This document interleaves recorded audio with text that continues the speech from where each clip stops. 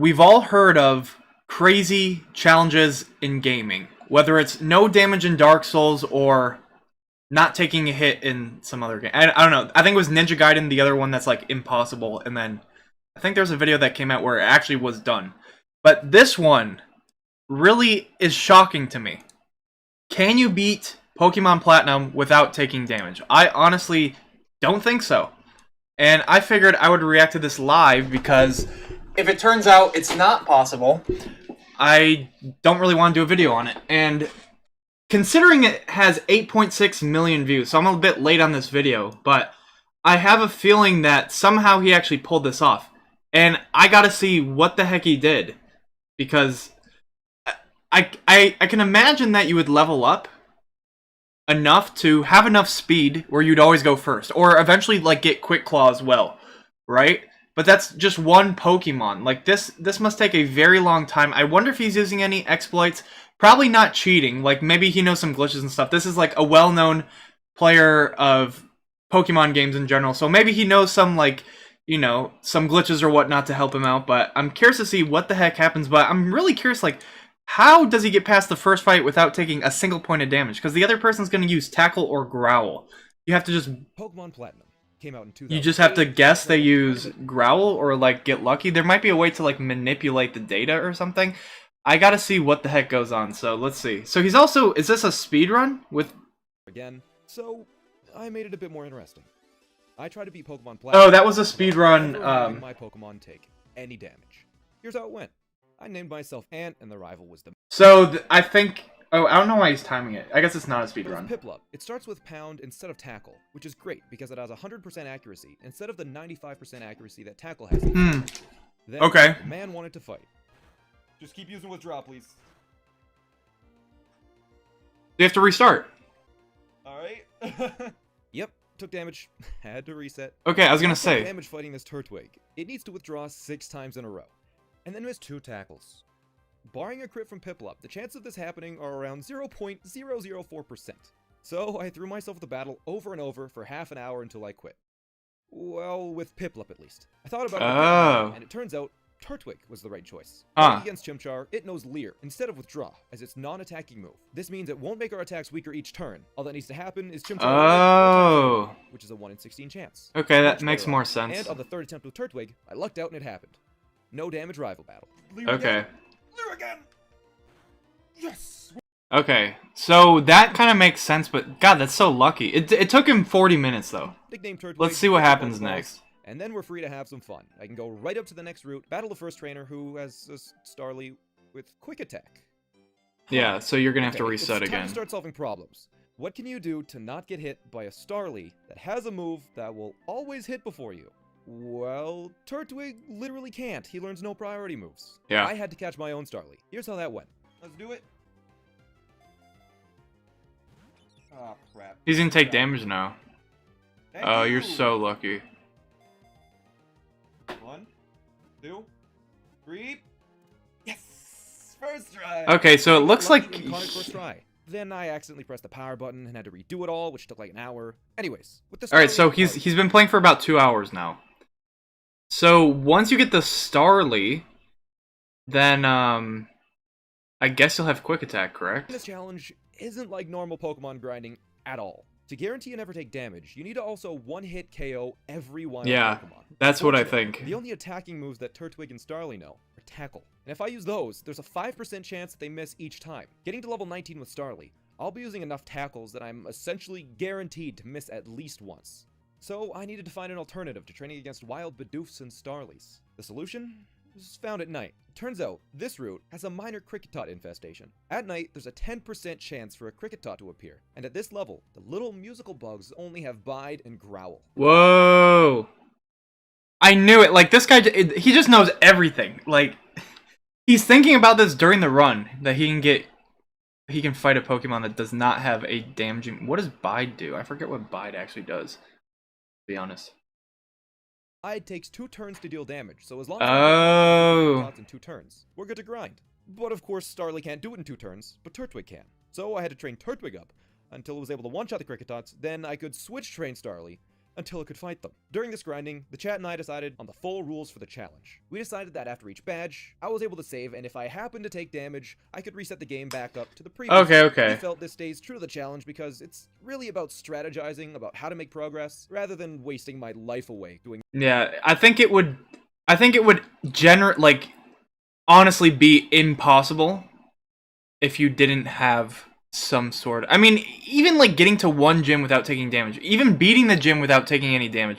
I mean, you're gonna have to be such a higher level. I was ready for the wait, so what happened here? Again, I'm not trying to waste my life fighting Cricketots for 30 hours. After exterminating the entire Cricketot population, my Starly evolved and grew to level 19.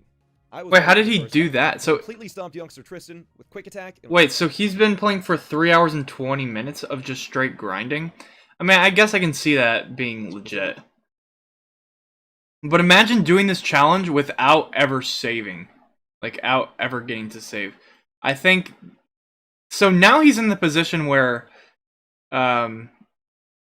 it's not so impossible. So he's been playing for 5.5 hours, by the way. 5.5 hours. So he's gotten past the hardest parts of the game, in my opinion. So I think the last... So it has to one-shot. Oh my god! That quick attack had a 1/5 chance to not KO, by the way. I really could not afford to make any more mistakes like that. With that over, I carefully navigated the route and cave. Oh, he's avoiding all the battles that he can. So, one of the things I'm thinking about is there's going to be a few gyms where, you know, like, quick attack is not going to be any good. Like, example, the Rock Gym. And that's probably one where Turtwig, or whatever his evolution is, comes in. You know, he's using a grass-type move. But I feel like there's going to be some battles where he's going to have to grind so hard to get... He's going to have to grind a new Pokemon so hard. I just, like, don't think he's going to be able to beat the whole game. The discovery that made this challenge a lot more difficult. Team-up battles. Also this. I forgot about this. And the people who you're teamed up with kinda suck. The first required team battle is with Dawn against 2 Galactic Grunts. These Grunts have a Glameow and a Stunk. Wait, so where'd he get a Piplup? I forgot how this game plays. How did he get Piplup? I actually forget. How did he get that? Done. I made my first save point and was ready to move on to Floaroma Town. This was where I made the discovery that made this challenge a lot more difficult. Team-up battles. In these battles... Oh, you're teamed up with her. You're forced to team up. I was like, what is going on? And the people who you're teamed up with kinda suck. The first required team battle is with Dawn against 2 Galactic Grunts. These Grunts have a Glameow and a Stunky. The Glameow knows Fake Out. The only option is to quick attack to outspeed the Glameow, as priority moves in this game all have the same level of priority, then hope the Stunky doesn't hit me. No matter what I do, it's essentially a 50-50 chance of getting hit. So I quick attack the Glameow. At least he saved. Miscalculated, and it didn't even take it out. But the Glameow and Stunky both attacked the Piplup, enabling me to finish this battle first try. After that battle... I don't know if that's quite legit, because I feel like... I mean, he didn't take damage, I guess. He didn't take damage, I guess. But... someone on his team took damage. I don't know what you think of that. I mean, I don't know. I feel like he failed it, but we'll see. Badge. I grinded against level 10 wild Pokemon until I took damage because I'm dumb. And that team-up battle that I did first try earlier took 3 tries to get past. Okay, wait. So he actually redid it. Okay. Another 2.5 hours until Staraptor was finally a level 40, and I could defeat a level 17 Perugly. After saving Valley Windworks, I was able to move up into Eterna Forest and, oh god, it's more team-up battles. In the forest, you are forced to team up with Cheryl. The first required battle is against Jack and Brianna. Brianna has a Pachirisu with quick attack. So I went into it hoping for the best, and I got hit. So I went all the way back to the first gym. I did 3 hours of grinding, this time catching a Bidoof for HMs, and finding a diseased weasel.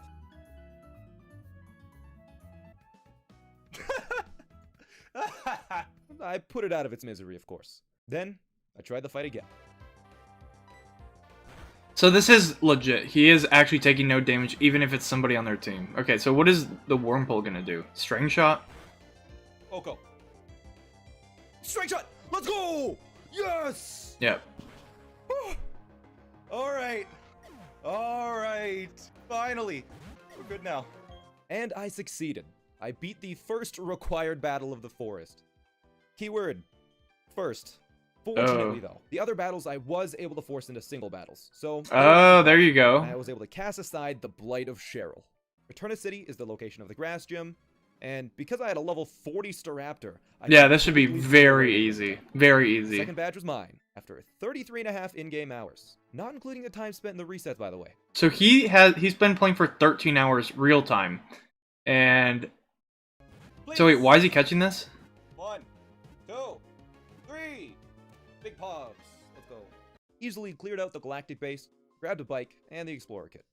I cautiously traveled through to Hardhome, with a few uneventful battles along the way. The next big hurdle was Badge 3, from Fantina, the Ghost Gym Leader. Fantina has a Duskull with Shadow Sneak, a priority move. Then a Haunter with Sucker Punch, also a priority move. The Duskull was simple to deal with because Shadow Sneak couldn't hit my Staraptor, but the Haunter was trouble. Sucker Punch was able to hit my Staraptor, and Quick Attack couldn't hit the Haunter. So in order to beat the Haunter, I needed to train my Buizel to level 45 so it evolved, and had the stats to defeat the Haunter with a single Aqua Jet. Whoa. The final Pokemon, Miss Magius, was a simple crunch.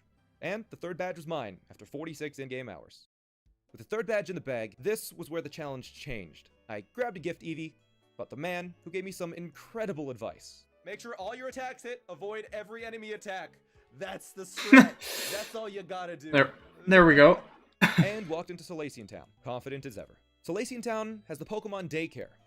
The Daycare Oh, there you challenge go. from a boring, grindy mess into a fun puzzle.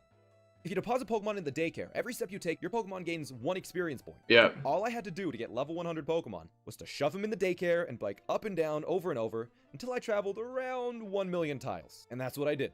I threw Holy. Wait. How long did this take? It only took like 10 minutes. Wait, so he just got... Oh, man. Alright, so I feel like the challenge could be on its way out. But I feel like he got past the hardest hurdles. Like, the beginning of the game, like the first battle, it took him 40 minutes to get the right RNG, and he had to change Pokemon. Has grown about 55 levels. He has 2 level 100 Pokemons now.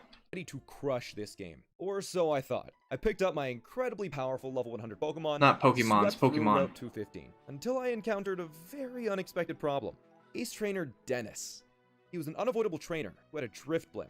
Drift Blims have the ability Aftermath, where, on the turn the Pokemon if the opposing Pokemon made contact, it takes damage. This was a problem. My 2 level 100s only had moves that made contact. We scoured the game and strategized the best we could, and the best solution to the problem, barring extra hours and hours of grinding, was getting Rock Tomb and teaching it to Floatzel. In Gen 4, Rock Tomb only has 80% accuracy. It was a 1 in 5 chance that I would take damage. A 1 in 5 chance I would have to spend 8 more hours of my life biking. Oh, any like physical attack? Okay, so if Rock Tomb hits, Ominous Wind, hey, get destroyed. Hey! He's been playing for 17 hours, dude. This guy plays all day. Baby. I should have probably just done some extra grinding on my Torterra instead. Wait, so does he not have But I level reset. 100s anymore? And since I'm stubborn, I just tried the Rock Tomb strategy again. Yes! Oh, it doesn't happen twice. Let's go! So that was a fun way to waste 8 hours. With that fight complete, I'm... Holy, wait. How long did this take? Yes! The Rock Terra instead. But I reset. Wait, so he lost his level 100. I can't remember the last time he saved. So he had to get level 100s again and all that. Alright, so he got Rock Tomb. So that was a fun way to waste 8 hours. With that fight complete, I moved on to the 4th gym, swept the whole thing easily, and saved the game. How's he been playing for so long? Next up was doing a quick battle against some Galactic Grunts. With Dawn. The Grunts opened with 2 Zubats, so I can't Earthquake them with Torterra. I was a bit reckless here, because I had just finished a gym, so I decided to test my luck, taking them on without any strategy. I had to reset a few times until... Nice. This was the moment Chat and I decided to never make a single mistake ever again. So we came up with a foolproof plan to defeat the Zubats. I walked down to Pastoria City, went to the move reminder, and taught Floatzel Swift. Ooh, that's so... Yeah. With this So Swift hits both during doubles. Good luck. The 5th gym was up next, and it was easy. Just Aerial Ace Crash Awake Gyarados, Quick Attack the Floatzel as it had Aqua Jet, and Aerial Ace the Quagsire. 5 badges down, 3 to go. Before the 6th gym, I did have to run a few errands, like delivering the old charm to Cynthia's grandma in Celestic Town. I traveled through the foggy area on Route 210, and accidentally got into a battle. Of course, I had also forgot to use Defog, so I was going into the battle, with a 40% chance to miss each attack. Oh. Fortunately, I had Aerial Ace for Scyther, but the Scyther knew Quick Attack, so I had to use my own Quick Attack. It hit. Thank Next goodness. was a Luxio, which I was able to take out with an Aerial Ace. The final Pokemon was the worst case scenario, a Probopass. Both Swift and Aerial Ace would not take it out in one hit. Here's what happened. I think at this point the level 100 has enough speed to use something. Okay, this is close. Okay. That's so scary. Oh, that was lucky. The rest of the route I smartened up and used Defog, so it was stress-free. I destroyed Cyrus in the ruins, snagged Surf, and made my way to Canalab City. The man was Holy. waiting for me, so I Aqua Jet the Staraptor and Infernape, Aerial Ace's Roserade and Heracross, and Quick Attack the Floatzel. Easy. Before the gym, I paid a visit to Iron Island to see Riley. To get to HM for Strength, you have to talk to Riley. The thing is, all of the Iron Island battles are dreaded team battles. Oh no. Fortunately, though, Riley You have just Swift, comes straight though. to you right at the start and waits for you inside. You have Swift. So I abandoned him and went right back to Canalab for the gym. The gym was fairly straightforward. I did need to pick up a Mystic Water in Pastoria, though, to ensure an Aqua Jet KO on a Scizor that knew Quick Attack. Other than Okay. that, though, it was a clean Surf sweep for the 6th badge. Team Galactic started causing some chaos, so I went to Lake Valor, cleaned things up there, then Lake Verity because Dawn couldn't handle it herself, and up towards Snow Point to Lake Acuity, where it's hailing. But that's okay, because I had a way to deal with it. Remember the Eevee I picked up? By walking just barely into the hail on Route 217, and using a rare candy on Eevee. It evolved into Glaceon, a Pokemon immune to the effects of hail. But Oh, it was there you still go. weak, and it doesn't learn any good Ice-type moves, so I chucked it and Torterra into the daycare to make them strong. The only powerful Ice-type move with 100% accuracy in this gen is Ice Beam. To acquire Ice Beam, you have to spend 10,000 Game Corner coins. Whoa. Game Corner coins cost 200,000 Poké Dollars, and I was completely broke after spending all of my money on the daycare. That's So ridiculous. I came up with a get-rich-quick scheme. Make Staraptor hold a Luck Incense, walk up to some snobby rich kids, and beat them up repeatedly with a Versus Seeker till the entirety of their parents' wealth is securely in my pocket. Then I blew it all on a single TM. So one thing, like, I know it doesn't seem like he has that much to deal with. Like, obviously he's been playing for almost 30 hours on one playthrough, and you could probably beat the game after you played it a few times, probably in like 2 to 3 hours. You beat the whole game. But one thing I wanted to say is, okay, maybe like 3 to 4 hours. I don't know, but what I was gonna say is, games like, Dark Souls, it's like you can study the enemies, you can study, like the situations, you can study the bosses, you can study all this stuff. But in Pokemon, it's all RNG, so it's like it's not guaranteed of what's gonna happen. Single fights. It took a while, but after looking at a map of the gym for nearly 15 minutes, Chad and I were So let's see what's I it. needed to find a path through the gym that avoided all trainers to not risk getting into one of the Snow vs. Sneasel fights. It took a while, but after looking at a map of the gym for nearly 15 minutes, Chad and I were able to find a route skipping all of the trainers in the gym while solving the puzzle. Of course, that wasn't the only difficulty in the gym. We still had Candace. Candace opens with a Sneasel, which was simple. Since it wasn't hailing yet, we're able to outspeed its Quick Attack with Aqua Jet for the knockout, but Pokemon 2 is where things get more complicated. If Candace sends out Abomasnow next, it starts hailing with Snow Warning. Abomasnow itself can be taken out easily with Glaceon's Ice There we Beam go. and the Pillow Sign that follows it. But the reason that hail is a problem is because of Frostlass and its ability, Snowcloak. Snowcloak and hail Raises evasion in a hailstorm. Oh, I see. 1/5 of the time. To guarantee the KO, I need to move on Glaceon that never misses. And as you can clearly see, Glaceon doesn't have one of those no-miss moves. Shadow Ball's a 100, but yeah, it can still miss, Except I it think. does. The hail here that causes the accuracy issue also solves it. As it turns out, Blizzard bypasses the accuracy check while hailing. Oh! So I was able to Blizzard with 100% confidence. Like, dude, I would have never thought of that. Like, oh, just use Blizzard. I dealt with the Lake Acuity stuff, then wiped out the Galactic headquarters, getting the Master Ball from Cyrus along the way, and headed up to Spear Pillar for the end of the world. Oh, you thought I was talking about the whole portal thing? No, it's another team battle. But for real though, this one was surprisingly easy. None of the opposing Pokemon, no priority moves. Oh yeah, Surf So is a good Voltorb was one. able to surf, instantly drowning everything on the field. I hopped into another Wait, so does that count though? That he can kill Munchlax, which is his own Pokemon? I don't know if that counts. I mean, I would think right here he fails the challenge. He not only took damage, but he killed his own Pokemon, technically. Right? everything on the field. I hopped into another dimension. I feel like he fails it right there, honestly. But for the sake of this video and reaction, we'll just keep moving on. But honestly, I think that's a fail right there. I think he already failed the challenge. I think it's not legit. Well, I mean, like, he's done so much work already. He's been playing for 33 hours. Obviously, I'm going to give it to him if he does complete the game without legit getting hit. But I think he has to go redo that battle. Oh. Which I forgot had laces. Oh, wait. Hero level 100 should just absolutely crush with arrow laces. No. No! Which I forgot had quick attack. So, I reset and got everything all over again. When I returned to the Wingull, I remembered it had quick attack this time. Now, onto the final gym. Again. Which I forgot had quick attack. So, I reset. 4 hours later. This guy is so determined. 4 hours later. He's been playing for, I think, multiple days. I think, like, he came back to the same run. Multiple days. But, oh my gosh. 4 hours later. Got everything all over again. When I returned to the Wingull, I remembered it had quick attack this time. Now, onto the final gym. The opposing Pokemon... Also, I assume... where every battle needs to be meticulously planned out. Oh, they probably have, yeah, quick attack in this gym and whatnot. Explosion and all that. But what I was going to say is, I don't think, like, he's on the emulator, but he's not speeding the game up. So he's literally playing 38 hours. Like, it's ridiculous. After you play on the emulator and you know you can speed things up, it's like, dude, you should just speed it up. But, I mean, this is a true playthrough of no damage. Mega. I mean, sort of. That one spot is kind of, you know, I think he needs to redo it, but... New quick attack. And it had enough defense where my own quick attack or Aqua Jet couldn't take it out. There were no priority moves that could defeat it in one shot. So, my solution was Giratina, who wasn't affected by quick attack. Wait, what? The problem with Giratina was that it was only level 69, and a level 69 Giratina couldn't normally defeat a Scizor in one hit. Well, not without Natural Gift.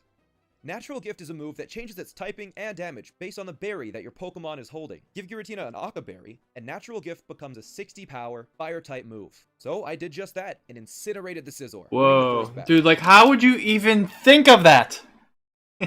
Actually, Natural Gift, I think I knew about that, but man, that is so crazy that he just, like, came up with that on the spot. Bertha was next, but with Torterra, the battle was simple. Giga Drain everything except Gliscor, where you use Ice Beam with Glaceon. Flint was another simple one, Surf the Houndoom, Aqua Jet the Infernape, Surf the Rapidash and Magmortar, and Aqua Jet the Flareon. Lucian was next, an easy Shadow Ball sweep, except for Espeon, where I had to quick attack with Staraptor. The final fight with Cynthia was the most meticulously planned fight of them all. Glaceon's Ice Beam couldn't take out the Spiritomb in one hit, so I had to give it an Icicle Plate to deal just enough damage. Ooh. Lucario empowers ice moves. So I had to use Giratina. Giratina was leveled exactly to 69 and given just enough stat boosting items to outspeed. Giratina was also given choice specs, which I picked up in Celestic Town. So Earth Power just barely KO'd. Holy. I made sure Glaceon had enough speed to outspeed the Garchomp to KO it and Togekiss with Ice Beam. I transferred close combat to one-hit KO the Milotic. Then it was an Ice Beam onto the Roserade to finish off the challenge and beat Pokemon Platinum. No freaking way. Hit point of damage. 138 hours, 37 minutes, not including the resets. And that's how I did it. I'm actually shocked that he was able to do this.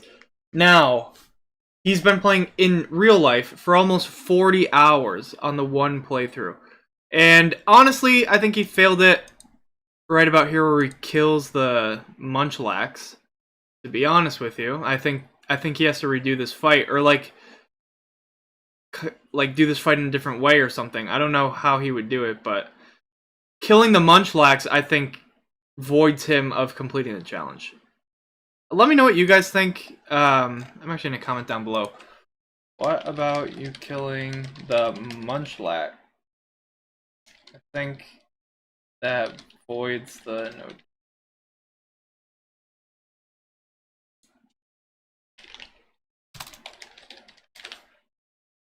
Comment down below what you guys think. I think that, I mean, other than this one moment, this is pretty incredible and insane. I mean, you can watch, like, task runs on games, you can watch whatever on games. If you did a task run, it would, I mean, you would obviously be able to cut time because he knows stuff now. He had to reset, like, 70 times. But it's not like, this is just ridiculous. Like, I think about Dark Souls no damage. Like, this is harder than Dark Souls no damage. In my opinion, like because I mean, I guess you get to save in Pokemon, but Dark Souls no damage. You get to study the enemies. You get to study the situations. This is all RNG for the most part. I mean, Quick Attack, yes, that's not very RNG, but it's like everything else is RNG. You have to account for it, and it took him multiple tries. I mean, I don't know. Some crafty mechanics here going on. I'm really shocked. Like, I didn't think this was possible. Thank you guys for watching it with me. Leave a like if you enjoyed. Subscribe if you're new. And I'll see you guys in the next one.